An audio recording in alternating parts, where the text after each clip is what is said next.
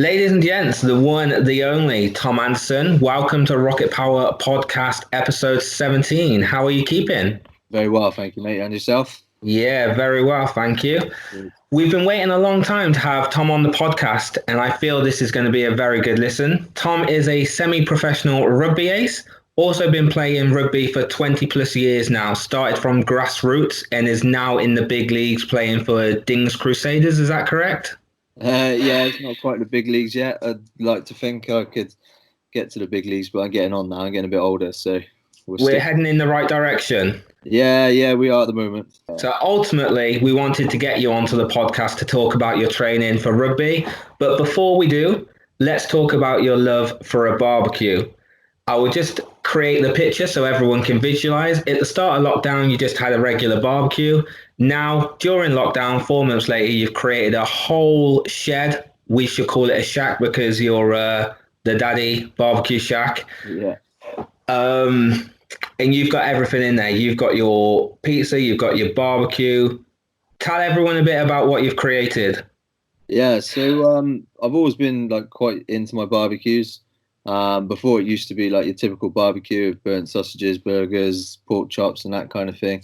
But recently, I would say probably I don't know now, 2-3 months ago, got into smoking meats and got really into that. So I thought during lockdown I'd build myself a little barbecue shack so I could.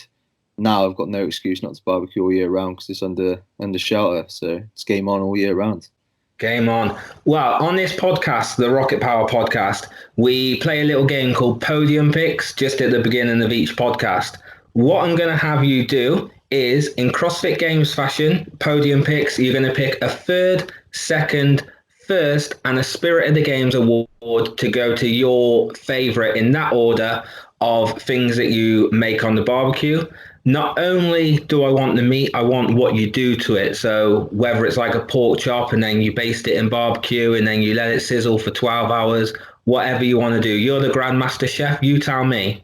Well, that's quite a tough one. I quite like pulled pork on the barbecue. I think you can't really go wrong with pulled pork. So normally I like to rub that in mustard. And then there's a local company in Gloucester called Tubby Tom's. He has a really good base that I use, which is called Bone Sucker, which is lovely. And I normally put that on the smoker until it reaches an internal temp of 205 Fahrenheit, which is the perfect temp of pulling pulled pork. There's a little fat for you. Have you got a thermometer that you stick in the middle to check the core temperature? I have. I've got a wireless one, so I can plug it into the barbecue and I can walk it around the house and not have to worry about it too much. So you are really freaking snazzy. Yeah, I have got Within 4 months or 2 months, you've gone from just being a regular sausage and burger, maybe a little slice of cheese, to a barbecue connoisseur, we should say. Yeah, I'd like to think so. Yeah, I've got a long way to go, but it's I'd like to think it's getting there. What was it there? So second, I've got into smash burgers, which is an American style burger, if I'm correct. So it's just 20% mince. You roll it into like a little meatball, stick it on a hot flat plate onto the barbecue, smash it down so it's nice and flat. Bit of salt and pepper, bit of cheese. I like to go for caramelized onions and jalapenos in a bun, and Bob's your uncle. It's a beauty. If before we get to your number one pick, if anybody is listening to this and listening to Tom talk about his meats and is now salivating, you have created your own Instagram account for your barbecue shack. I have, yeah. Where can people find you? So it is on Instagram, as you just said, and it is daddies_barbecue_shack. So, Okay, that's it. Daddies_barbecue_shack for Tom's delicious barbecue food. Heading in to the number one spot, the top spot. this is an easy one for me. I absolutely love chicken wings. So simple. Yeah, it's really simple. I don't like people who try and make chicken wings fancy. I don't like people that mess with a standard chicken wing. Yeah, you can't go wrong with your standard buffalo or your barbecue. A bit of maybe salt and pepper, but nah, people who try and make chicken wings too fancy, I don't really like. So yeah, that would be my number one go-to.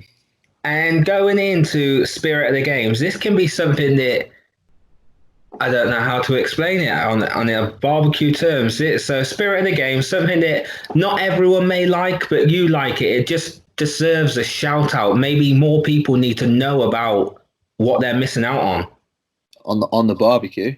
Yeah. Oh, Something that's underrated. underrated on a barbecue.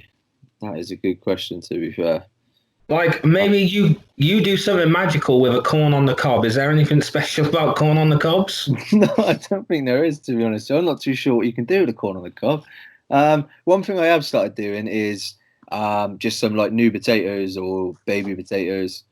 Put it in the barbecue when you've got meat going and a little bit of oil, and you get some lovely roast potatoes from there. So that's quite a funky little one. So I saw that you did something on Instagram the other day, which I had a barbecue not too long ago, and I did exactly the same. And I thought it would be a great idea, but I've never seen anyone do it before. So I'm not sure whether it is a thing or whether it's not a thing, but you put some nachos in the burger for a little bit of a crunch. yeah, I don't know whether I was doing it for the crunch or just to eat more food in one go. yeah, it's a bit. That seemed like quite a pleasing thing to do for me. Yeah, no, it came out all right as well. I was so there's been like a little week this week called UK Barbecue Week, and they've done different challenges throughout the week. And one of them was burger night. And as it happens, my wife came back from the shop with a bag of Doritos, so I thought it was on the side, so I thought why not do chuck some of them in, and I called it Nacho Burger. It's mine. Wow, there you go. Let's coin that name right here. Yeah, trademark that.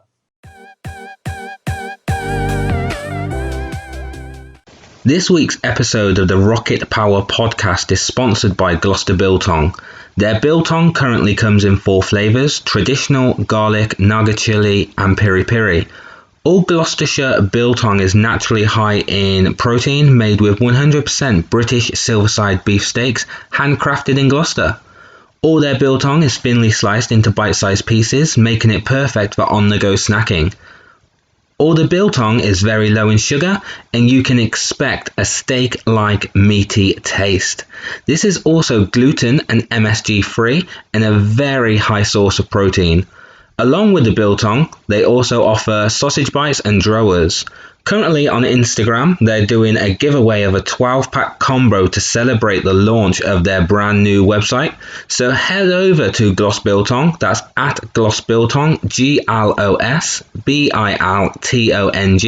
Give them a follow, tag a couple of friends, share their post to your story to be in with a chance of winning that 12-pack combo. Now let's continue with the podcast. Getting into training within rugby. Rugby is a multifaceted sport that requires the individual to have a high level of fitness. And fitness can be described as the ability to meet the demands of one's environment. And within the sport of rugby, these demands are broad and they range from the physical to the physiological. As the sport of rugby evolves, so do the training methods and the scientific rigor with which they are applied. There is a much greater focus on the physiological effects of training and playing than in previous years, and this will only lead to better results. The key to training for any sport is the transference of results from the gym to onto the field. So before you came across CrossFit and started training within its methodology, you would train what we would call bro splits, hypertrophy, bodybuilding, whatever you want to call it. Can you tell us a bit more in detail of what these splits would look like and what training would look like you before you started adding the CrossFit workouts at the end? Because we will get to that later on in the podcast, and before CrossFit came into your training. Yeah, absolutely. So for me, it was I think it was just your standard bro splits really. So on a Monday is obviously in commercial gyms is International Chest Day. So you'd go in and do your chest. I'd always, on a Monday or before most sessions, try and warm up on the bike for like 20 minutes. Just a spin bike or one of the stationary bikes that they have at the gyms. And then it would just go from there, really. It'd be like back and arms, chest and triceps, legs. You'd only train legs once a week, really. but yeah, it was just your standard bro split really, and then try and do a bit of top up fitness, which was generally like running or some 30 seconds on, 30 seconds on a bike. It was nowhere near as what CrossFit training style is. The warm up that you said you spent 20 minutes on a bike, did you aim for any sort of stimulus on the bike, or was that just 20 minutes constant pace, actual warm up? Yeah, I think it was just 20 minutes, get on the bike, try and get the heart rate up. There wasn't any science or anything behind it. It was literally just get on and spin the legs out, really. How did you find training the bro splits? Did you enjoy it? Were you training with anyone? Nah, so I've always trained on my own. Very rarely had a training partner, but it was quite difficult at times because you know if you're tired or you're not really feeling it. Everyone has days where they can't be asked to go to the gym, and I think when you get that in your head, you tend to not go in and push yourself as much as you would. Then you start missing the days that you wouldn't normally be missing if you was training with someone. So yeah, it is harder training on your own, but I've always trained on my own.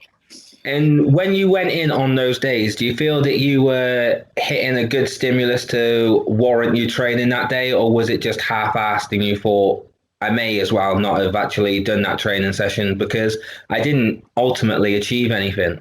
Yeah, I think I'd probably the same as like I don't know what 70% of people that go to the gym on their own. Like you'd have phases, wouldn't you? You have a week or 2 weeks where you think you've dominated and gone really well, and then you'd have a really bad week and you'd feel crap and you'd be under the weather, or you'd eat crap, and you find yourself like in that circle all the time, don't you? There was no consistency behind it, and I think that's always been my problem when I've trained at commercial gyms on my own. Yeah.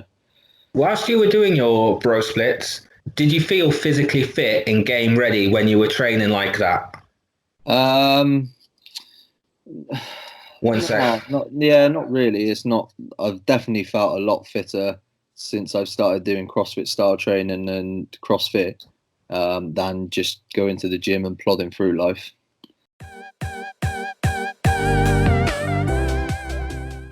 But let's talk about CrossFit. Let's talk about the good stuff.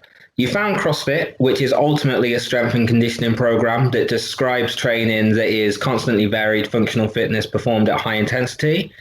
And it has the stated goal of improving all round fitness and therefore GPP, which is general physical preparedness, which CrossFit defines as work capacity across broad time and modal domains. Typically, CrossFit workouts are short, usually around 20 minutes or less, but the workouts are intense and they demand all out physical exertion. This is followed by periods of rest and recovery. CrossFit combines movements such as sprinting, rowing, jumping, weightlifting, carrying heavy objects, and many body weight movements.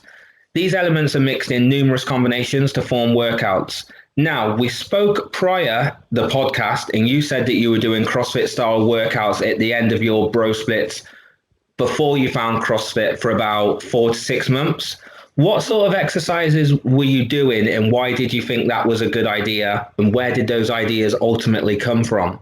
So yeah, in terms of style of training, it was like your EMOMs and AMRAPs and stuff like that, or chipper style workouts, which I started to do towards the end, which I really enjoyed because like you said, it's I used to do quite a bit of like training, but when you get onto like EMOMs and your chippers and all that kind of thing, it's pretty much that kind of style, isn't it? Like a hit workout.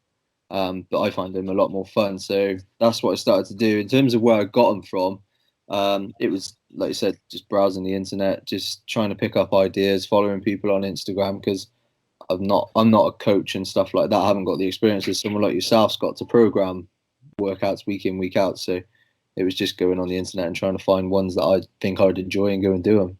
Within that period of the 6 months that you had started putting the CrossFit training on to the bro splits, do you feel that your game improved?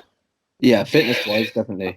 Yeah, I felt my fitness went up and was able to recover a lot quicker from like in bursts of energy, like bursts of intensity. I was able to recover quicker from that, from like you said, from the EMOM style trainings, which are obviously very good for that kind of style, aren't they? Once you had done CrossFit on your own for several months, you came across your local affiliate. So you had then been doing your CrossFit workouts. You joined your local affiliate. How did you find the CrossFit style classes to what you were doing on your own? Yeah, I loved them to start with. So I got in contact with BDF to start with, and I think I just started coming down to you for what they called.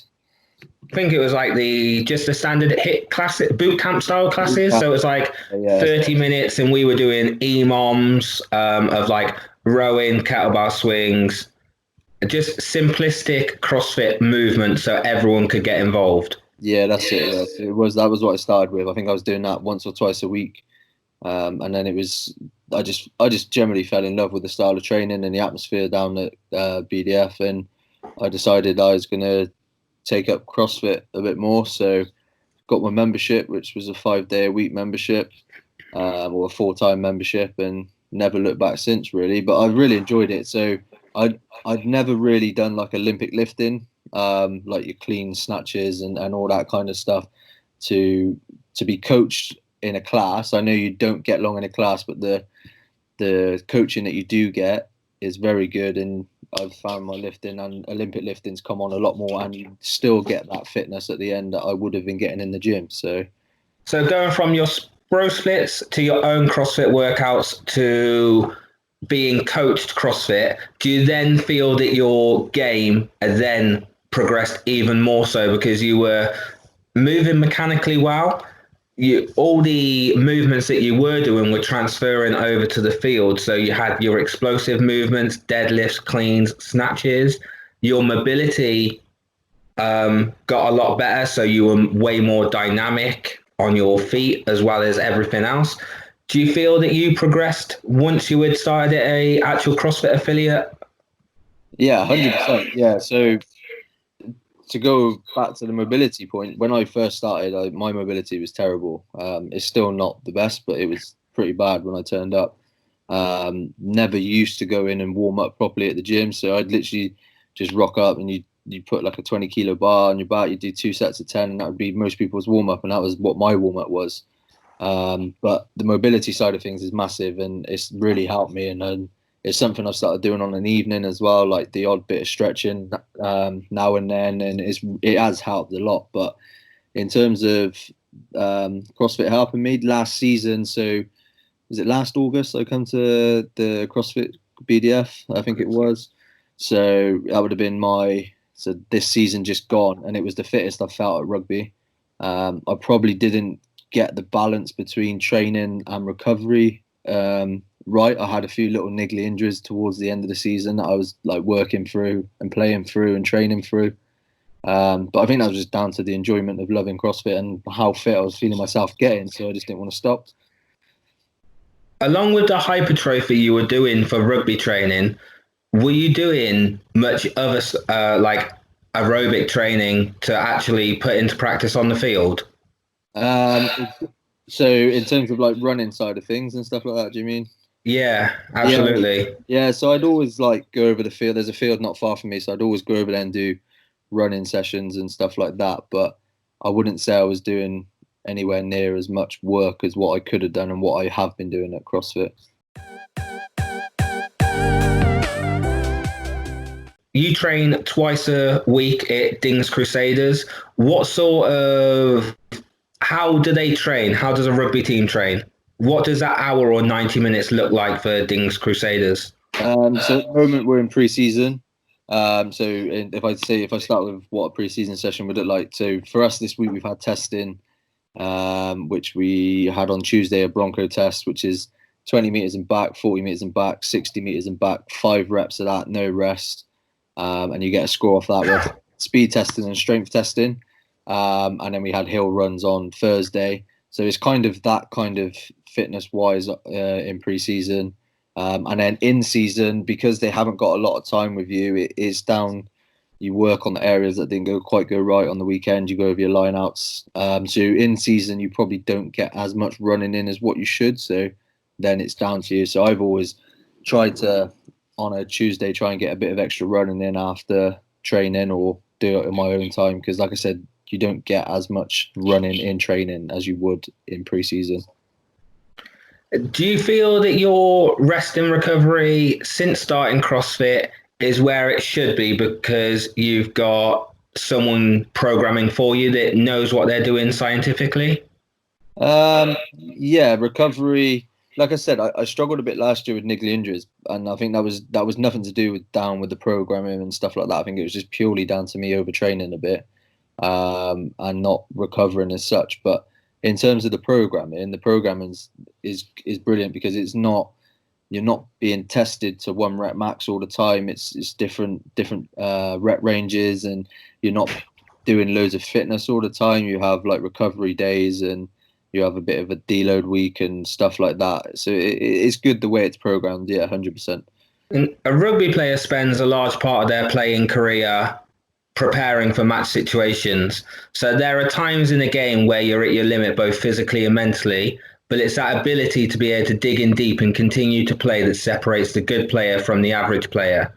The key to all of this is physical and mental preparation, which I believe does not always fit within the sports science approach, but it does so the CrossFit methodology. And I've seen you train. Your mindset is very much get it done, forget the pain. Do you feel that this mindset comes from a rugby background? Yeah, for me personally, yeah, because I'm not the biggest of lads in terms of rugby. I'm only 98 kilos. A lot of players in my position are 100 105, 110 kilos in the front row. So I'm quite light to be in the front row, which is why I play. So I've always prided myself on the way my work ethic is and stuff like that. I'm not going to be the biggest player out on the field. So the way I like to stand out is my work ethic. So yeah, I think that has definitely come forward in CrossFit. When you train within CrossFit, a lot of people go to train. Some people compete within their box and they kind of want to be up on the board. You're quite a competitive person. You've competed within CrossFit, which is a low level box competition, but it was relatively fun and quite big for yourself. Is that something that you'd like to do again? Yeah, definitely. I think as a team, I wouldn't like to compete individually because they're just some proper athletes, aren't they? The stuff that they can do, and I've got a long way to go before I can do anything like that. But in terms of a team, I really enjoyed that the little local box competition that we done. So as a team, 100%, yeah. So for the listeners, Tom competed in a local Gloucestershire box competition at CrossFit Nidus. That was in a team of four. It was two male, two female. Going into the competition, you're pretty strong. You're very good on an erg being a rugby player. You've got that dynamic power, speed, everything that a CrossFitter would want in that circumstance. How did you feel going into it? Rugby, you've been doing it for 20 years, so I presume by now you know how to deal with the nerves if you still get nervous. Going into a CrossFit competition, a completely different ball game. How did you feel? I still get nervous for rugby, but this competition, I absolutely pooped myself. Yeah, shaking like a shitting dog. I'll be honest. I think the weight I went to warm up on, the weight I'd done in the warm up area, it went up easy, and then I got onto the floor to do the first lift, and everything went out the window. It was horrendous, absolutely horrendous. So at the competition, there was a WOD one, so workout one was a max effort complex. Every person or every athlete in your team got a combined score in kilograms. The complex was a one rep max of power clean, front squat, shoulder to overhead. You hit 95 kilos in the warm up area, just kind of having some banter with myself, your friends, went onto the floor, stacked on 95, and just completely missed it. Yeah, just crumbled. Like I said, like all techers went out the window. I think the clean was the worst clean I've ever done. The front squat, I think I was up on my tiptoes, and then I went to press it, and I just don't know what happened. I almost dropped the bar on the back of my head, and yeah, it didn't go well. But thankfully, we got it the second time round, and nerves got a little bit less. But the first workout was horrendous. I think I said to you on the day, I've generally never felt nerves like that. That was so weird what happened to me. Uh, Do you feel that you settled into the day, like workout 2, you felt bit better. Then workout 3 was pretty much your jam. That was just head down and go. That was sprints on the ski erg, box jumps, and was it dumbbell snatch? Yeah, I think wasn't So it very much one grunt work. Yeah, I think one person was doing max calories and the other person had to complete something like 10 box jump overs, yeah, 10 dumbbell snatch at 22.5. I think that's it. Yeah, so that was kind of my thing. I enjoy that kind of stuff where you got a set time, you just go no matter how much you're hurting, you just keep going through it because you don't want to let anyone down. Same sort of thing as rugby, I guess, isn't it? So, but yeah, Absolutely. I did settle into it. Yeah, it was good. I didn't really want it to end at the end. It was a good day out, to be honest with you. Well, being a rugby player, your mass is much more than the average CrossFitter. Potentially, I'll say potentially. How do you find gymnastics or big nastics? Yeah, you can probably tell by my laugh, not the best, but we do work at it, don't we? We We keep has a good go, don't we? yeah, we keep trying. God loves a tryer, so we just grin and bear it. Now, I'm not the best at body weight stuff. I never have been. That's probably my one downfall. But towards just before we went into lockdown, it was getting a lot easier, like toes to bars and stuff like that. I was starting to link them together a lot better than when I first started. But now I don't think I've touched a pull-up bar since we've been in lockdown. So back to square one on a green band, I think. Solid 4 months. Only the green one. Don't Well, want the purple to go with. yeah, we might have to double up. Before we wrap up the podcast, I just want to conclude the podcast by saying that there are many effective ways of preparing for rugby, and some are more relevant to the game than others. And I feel that a player's emphasis needs to be on building strength, speed, and power, as well as key game related skills. I feel that CrossFit is a method of training that I feel personally that I believe in to be the most effective in developing any player's overall physical strength. CrossFit will inevitably test a player's physically and mentally in preparation for the game. Is there anything that you want to add to the podcast before I let you go? Um, no, thanks for having me. But also, I think if you're listening to this and you're thinking about getting into CrossFit, give it a bash. It's been so good. It's been unbelievable. Even if you're not from like a sporting or team background, the way everyone makes you feel, it's good. We've had some in-house competitions, and you see people. I think every in-house competition we've done, I think everyone's hit a PB that they wouldn't normally hit just because of the atmosphere and everyone stood around cheering you on, and the buzz is unbelievable. So if you're thinking about doing it, don't think twice. Get down there and do it. And you're also sponsored by a local company. Did you want to give those a shout out at all? Yeah, absolutely. So the local company is Glos Biltong. It's actually my wife's dad who sponsors me, but his stuff is brilliant. His Biltong is nice. So on Instagram, that is Glos Biltong. Also Twitter and Facebook, that's GLOSBILTONG, Glos Biltong. And they're currently running a competition on Instagram to celebrate their website, so on and so forth, with a free giveaway of a 12-pack combo. That includes garlic biltong, nausea chili, piri piri, and traditional biltong. So head over to their Instagram, like, follow, everything that you need to do, and get yourself entered into that competition. Awesome. Thank you very much for your time, Tom, and we shall catch you in the next episode. Thank you very much.